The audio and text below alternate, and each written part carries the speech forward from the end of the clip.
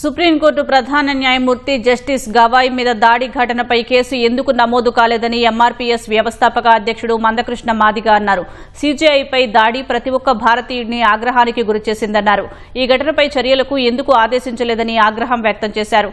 CJI justice గవాయ్పై దాడి యత్నానికి నిరసనగా హైదరాబాద్లో దళితుల ఆత్మగౌరవ సభ నిర్వహించారు. ఘటనపై ప్రతిపక్ష కాంగ్రెస్ పట్టనట్లుగా వ్యవహరించిందని మందకృష్ణ మాదిగ మండిపడ్డారు. గౌరవ దేశ ప్రధానమంత్రి నరేంద్ర మోడీ గారు తీవ్రంగా ఖండించాడు. జస్టిస్ గవాయ్కి ప్రధాని మోదీ ఫోన్ ఈ ఘటన ప్రతి ఒక్క భారతీయుడి ఆగ్రహానికి గురి చేసిందని వ్యాఖ్యానించాడు. ఈ దాడిని దేశ ప్రజలందరూ ఖండించదగ్గదని చెప్పేశాడు. ఇట్లాంటి దాడులకు భారతదేశం అంగీకరించదని చెప్పేశాడు. భారత ప్రధానమంత్రి గౌరవ నరేంద్ర మోడీ గారే ఈ ఘటన ప్రతి ఒక్క భారతీయుడి ఆగ్రహానికి గురి చేసిన ఘటనగా చెప్పేశాడు కదా. 140 కోట్ల మంది ప్రజల ఆగ్రహానికి గురి చేసిన సంఘటన మీద కేసు ఎందుకు పెట్టాలి?